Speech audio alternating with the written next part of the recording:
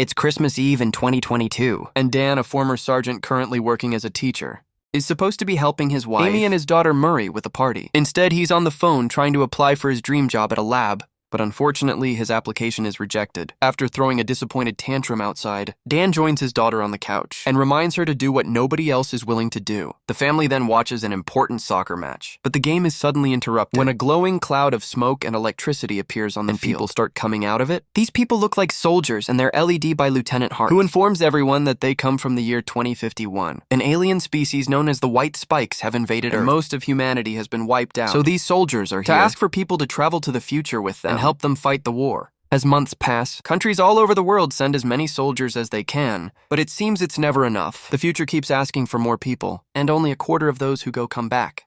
When they run out of trained soldiers, the government begins drafting civilians to join the fight. This causes riots on the streets, because many people believe they shouldn't be sent to a war. That doesn't affect them.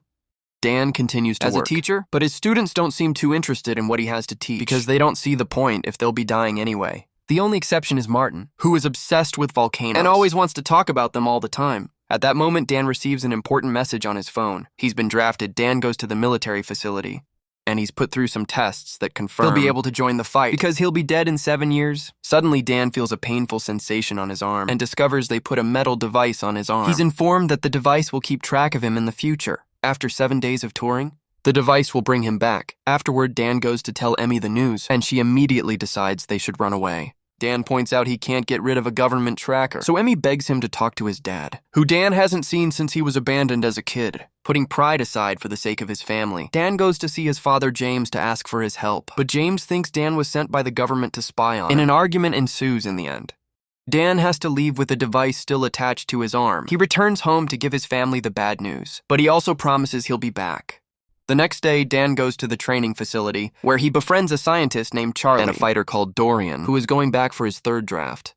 They receive basic training, which includes shooting and first aid, before they're given a full explanation of how the time travel technology works. The time link is similar to two RAFs on a moving river, and a river can only move between those 2 points.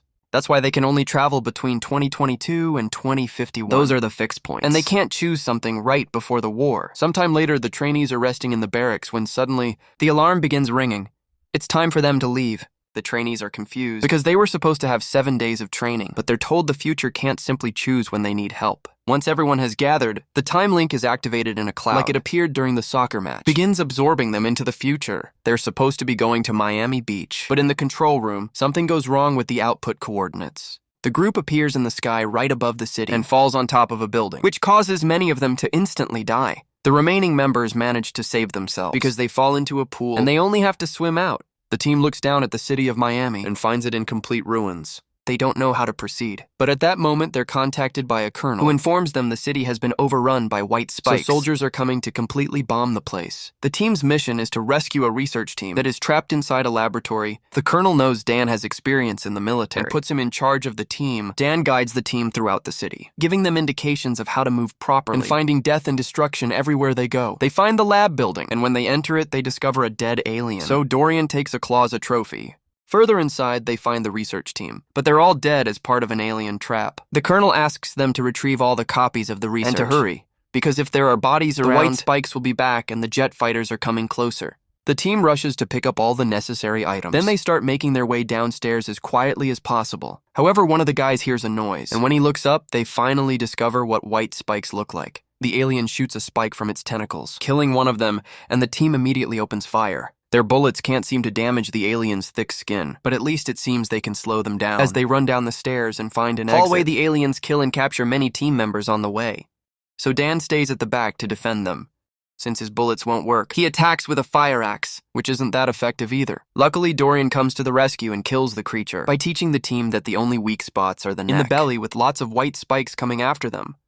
The team runs down the street until they find the tank that is coming to rescue them. Unfortunately, the White Spikes get to the tank first and destroy it. Now the team has no choice but to fight the aliens, while at the same time trying to find cover, as more and more team members fall to the aliens' attack. The survivors fall inside a tunnel, and Dan stops to rescue a fallen trainee.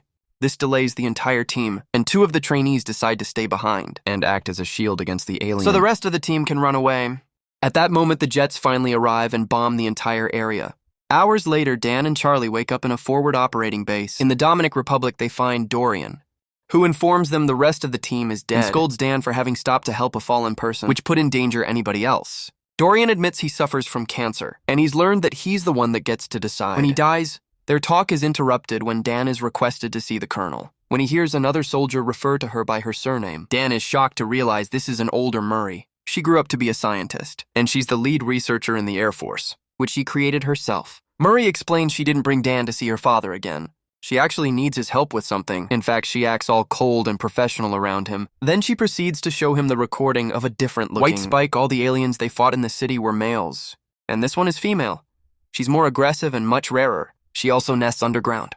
The male White Spikes will die to defend her because it seems all they care about. It's the survival of their species. The bombs the military use have a toxin Murray created, and so far it's been killing the male White Spikes without issues. However, the female alien survived the toxin, so Murray needs Dan to join the extraction team and capture a female White Spike to be studied. Hopefully they can develop a stronger toxin that will kill the alien's main source of reproduction. The team gets ready and leaves in helicopters, where Murray tells Dan the story of what happened.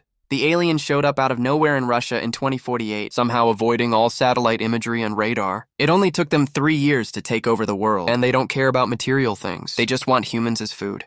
Dan wants to know what happened to him before he died, but Murray thinks it's better not to go down that road.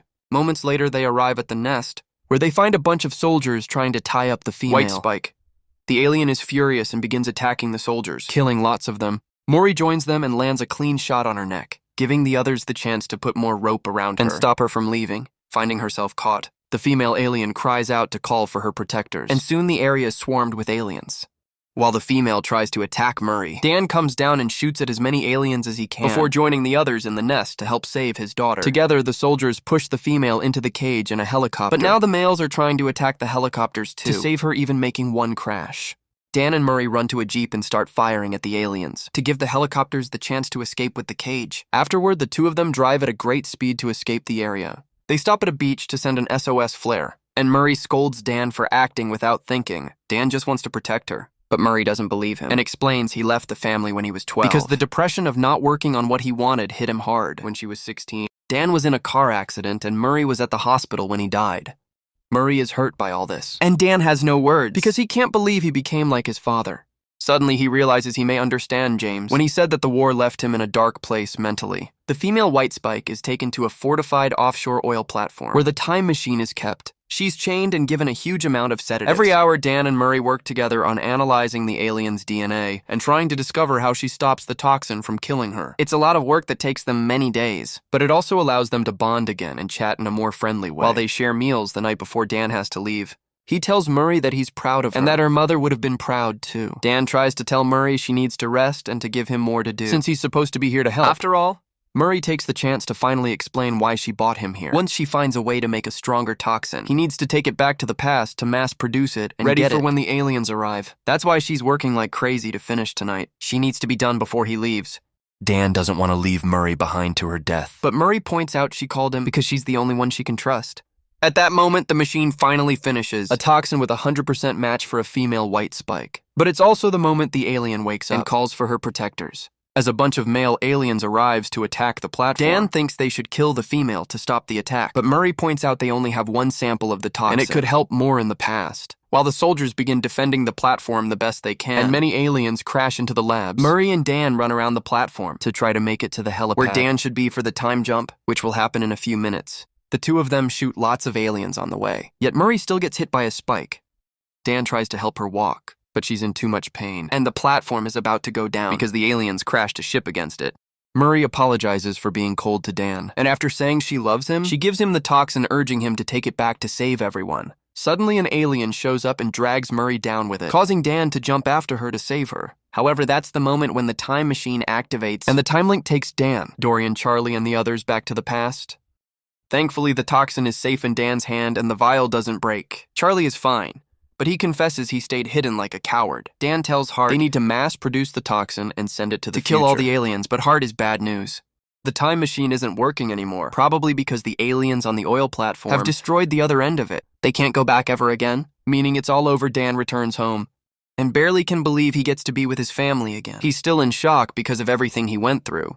At night, he can't sleep and he keeps visiting Murray to confirm she's alive. When Emmy checks on him, Dan shares what happened with older Murray, and he's still determined to find a solution to all this. Emmy helps him see the facts they have. They know the aliens attack Russia in 2048, but nobody sees the ships arrive. Maybe that's the year they start moving, but they arrived before and nobody notices, because it's in the middle of a frozen nowhere in Russia, so they need to start looking at years before that. The next day, Dan immediately jumps into action. He visits Dorian and convinces him this isn't over yet. Then they take Dorian's trophy claw to the lab Charlie works at. Charlie confirms there's sediment on the claw that looks like volcanic ash that came from either China or Korea. They don't understand how Asian ash can end up in Russia, meaning they need to ask a volcano expert. Next, Dan goes to see a student, Martin, who explains there was a huge volcanic eruption in thousands of years ago if the ash was blown by the wind. It could have gotten caught in Russian waters, which eventually became ice. This means the creatures have always been here on Earth, frozen under hundreds of layers of ice. That's why they never saw the ships arrive. The reason why they wake up in 2040 is that's when climate change finally finishes melting all the polar ice. They take this theory to the government, but since they don't have any proof, they aren't given the resources to find the alien nest. They need to do this the illegal way, and Dan knows just the right person. His father, James, who has been living off the grid for years and has his own plane, hearing Dan say, "I need your help," convinces James to help with the mission, no matter how crazy it sounds. Dan also gets in contact with Hart, who work with Murray in the future, and is ready to finish her beloved leader's mission. Hart brings a few soldiers with her, plus plenty of weapons and some copies of the toxin. The team travels to Russia, and Charlie promises this time he won't hide. When they make it to the Academy of Sciences glacier, they begin looking around the area for signs of anything strange. They stop when they discover their machines are going crazy, because there's a weird magnetic field surrounding them, using lots of explosives. The team opens a hole in the ground and enters an ancient cavern, where they finally find the frozen spaceship. Dan points out that entering the ship is extremely dangerous, and they could go tell the government they found proof. But everyone agrees the government has been useless, and it's up to them to make things right. They use a chainsaw to cut through the ice, and the team enters the ship, while leaving Charlie and James outside in case something tries to escape. The group reaches the cockpit and realizes this is a crash site. The aliens never intended Earth to be their destination. Surprisingly, the body of the pilot isn't a white spike. They go into another room and find the actual white spikes inside, a series of biopods which makes them realize they're cargo. They're bioengineered creatures that were used by the pilot's alien race as weapons to colonize other planets. The team begins injecting the pods with the toxin and watches the white spikes wriggling in pain, confirming the toxin kills them. However, their cries also wake up the aliens that haven't been injected yet, causing them to break their pods and attack. The team shoots as many as they can, but some of them manage to escape. Dorian points out they have no choice but to blow up the ship. So, he gives Danny's claw and accepts to stay behind to activate the bomb. Once everyone is out, James begins shooting at the aliens that escape, but Charlie's weapon gets stuck, and he begins killing the creatures with a chainsaw. Dan makes it outside and warns them to run away, while Hart and the others are swarmed by a huge colony of aliens, not being able to wait anymore. Dorian makes the bomb explode, bringing everyone creature down with him and dying on his terms. Like he wanted Dan. Charlie and James get out of the cavern before the explosion hits them, but James explains he saw an alien with a red belly escape. Dan realizes that's the female, so they split up to go after her. The Queen finds one of them and attacks, but it turns out it's a snowman covered in clothes that James put up as a trap. When the Queen goes after him instead, Dan shows up to hit her with a snowmobile. Then father and son being shooting together, until they push the Queen off the edge of the cliff. They know she isn't dead yet though and get ready for her return. When the Queen attacks again, she pushes them to separate them, then shoots a spike at Dan before going after him. Dan uses that same spike to stab her mouth, and James uses the chance to hit her with an axe. Leaving her blind, the Queen begins thrashing around in desperation, and Dan takes the chance to inject the toxin into her leg. However, the Queen removes that leg so the toxin can't spread in her body. When the Queen tries to go after Dan, he gets a grenade ready to bring her down with him. But at that moment, James raises his wounded hand to make the alien smell his blood and go after him instead. Dan refuses to lose his father after they reunited, so he jumps on the Queen and slices her neck with Dorian's claw. After hitting her a few more times, he takes out the last vial of toxin and inserts it in her mouth before kicking her down the cliff again. The Queen crashes against a big rock and finally dies. The next day, newscasts all over the world report an explosion in Russia that killed a bunch of aliens, and the government tries to take credit for it. Dan returns home and reunites with his family, finally allowing James to meet his granddaughter. Now they can all work together for a better future. Make sure to subscribe and turn on notification so you can watch more videos like this. Thanks for watching.